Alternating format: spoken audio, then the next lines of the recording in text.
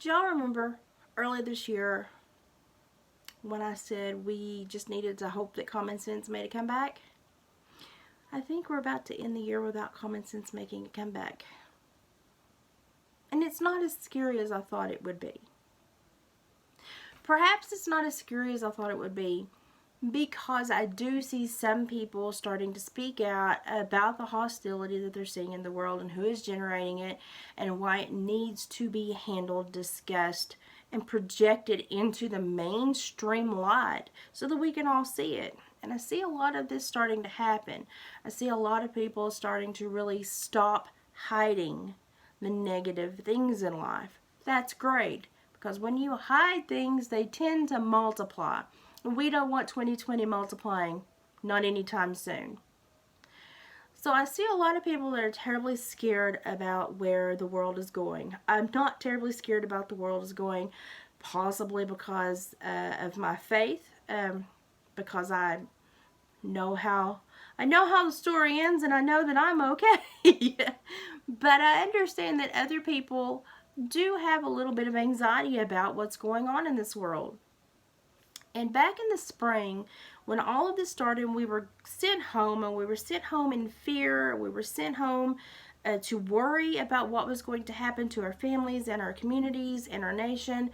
I watched what I would call the most coordinated psychological attack ever on society. And to this day, I don't know where it came from, who started it, or who thought it up, or who thought it would be a great idea to do this. But I have to say, from a psychological viewpoint, it was handled with such precision that it had to come from somewhere pretty daggum special.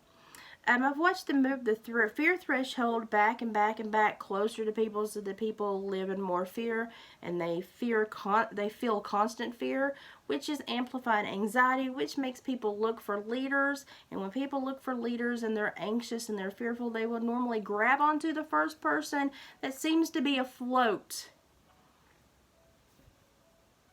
You don't have many options for people afloat these days, do you?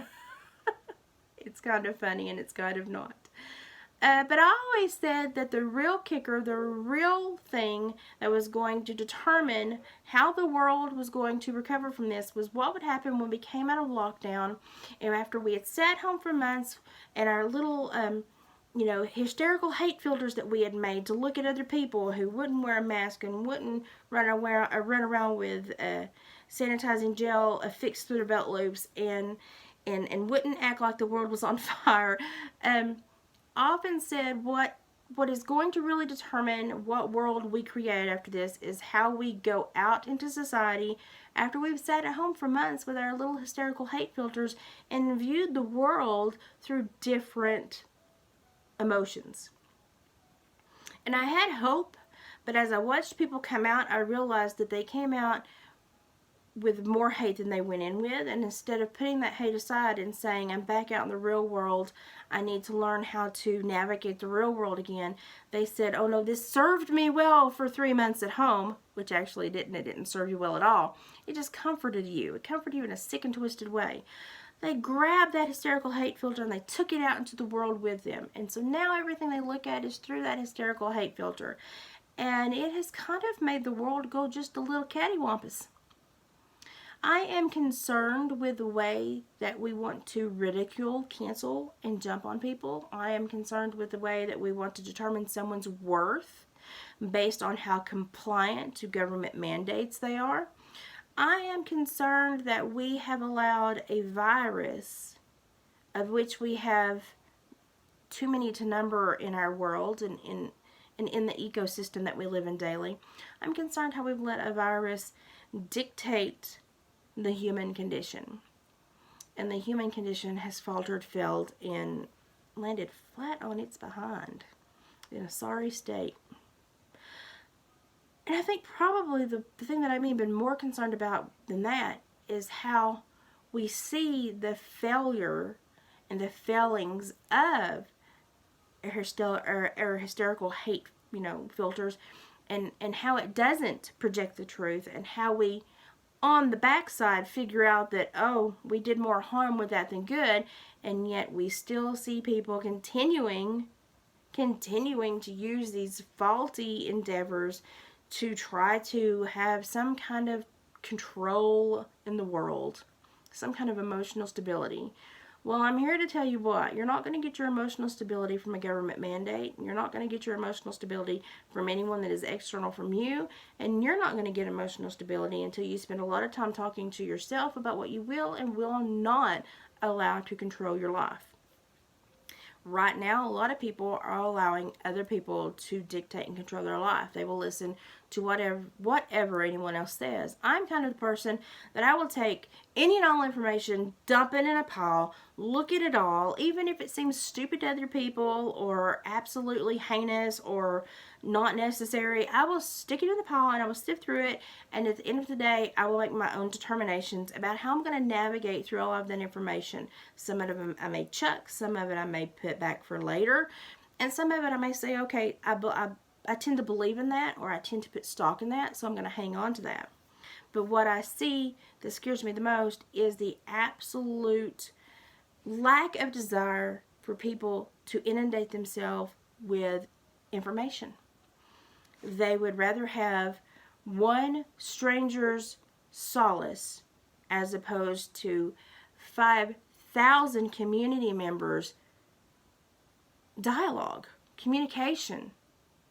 You're going to feel much better if you're openly speaking with people about what you fear or what you fear may happen, because you're going to share those fears with others, and guess what? You're going to process those emotions and you're going to help each other through them. But no, right now everyone needs to, according to the powers that be, stay home, not speak to anyone, only listen to the talking box on the wall for information and for how to digest the information they give you, and what emotions you can feel and what emotions you can't feel, and how horrible a person you are if you live outside of their domain. So I'm a little concerned with the control that we're seeing. I'm a little concerned that information has now become words that we're told when we can get them by who, from who, and how. And nobody seems to be upset about that. They're more upset about toilet paper being in short, or not being able to go on their family vacation. Things like that at the end of the day can be handled in another way. But we need to be handling this control aspect. We need to be understanding that moving the fear threshold and creating a psychological component to where we are emotionally crippled is paying somebody's bills. And if they're not paying our bills, whose bills is it paying and why? And don't we want to know these things? I don't trust anybody as far as I can spit. It's just how I was raised. It's how I've always been raised. So I look at everyone skeptically, and I want to see the benefit that they're willing to put forth for humanity and for society before I am inundated with their request from me. I want to see a back and forth. I want to see an ebb and flow. And this year I feel that the American society has been asked so much. We've just been absolutely bombarded with, you need to do this, you must do that, you must behave like this, you must not question this. And we've not been allowed to have the wiggle room that we need to emotionally compost, process, and handle that. And I don't know if the powers that be understand what they're doing by not allowing that. They're creating an angst-ridden movement. Or if they understand that the people that were already dangling dangerously on the precipice of emotional, it took about 2 minutes for those people to go ahead and be flipped over into the category of danger. So they went from an emotionally unstable person that could have had a little bit of help to now they're a danger to society because of their anger and because of the lack of outreach and because of the unwillingness of our society to come together and communicate, create a dialogue that says, hey, let's all benefit each other before we benefit anyone on a tier above us. Which seems logical to me, If you've got a farmer in a community, how about that community come together to say, hey, Mr. Farmer, teach us how to plant the fields, teach us how to deal with certain types of vegetables, teach us how to look after livestock, teach us these skills. Let's all become supportive of each other. If you have land that you're not using, let's dole that out. Let your neighbors come through and help improve your land, turn it for a profit for our community, and let's all work together so that we don't feel helpless. I'm seeing none of that. But what I am seeing is that people will put a 4-inch square of toilet paper over their mouth and feel like Jesus walking on water. But you can't actually help anyone, because to help them you have to interact, and to interact you're the devil. Oh, 2020, you suck balls. I want to know how you're emotionally composting this. I see it as somewhat funny because, like I said, I understand what's being played. I understand that there are people that are manipulating this and playing this, and I understand that I can't allow myself to be a pawn, that I just have to navigate it and deal with me, my family, and keep who I can and my immediate property safe. That's all you can do, and just deal with it. How are you dealing with it? Maybe you have something you're doing that's better than me. Maybe my perspective may be better than yours, but we should all come together, talk about it, and maybe help each other out. What are 3 things that you're going to do in 2021 that you didn't do in 2020 that is going to improve the way you compost negative news? That's something we can all talk about. 3 things. Number 1, I'm not going to allow political manure to be discussed in my home. That is not going to be a topic that I care about. It is not a topic that I think is improving society. It is a topic that I think is detrimental to society, and I'm just going to say vetoed in my house. Don't bring it in here. I am going to also learn more people in my community, and I'm going to try to at least double my list of people that I call in the event of an emergency that I can rely upon to help me or to benefit me, and that I can in turn help or benefit them.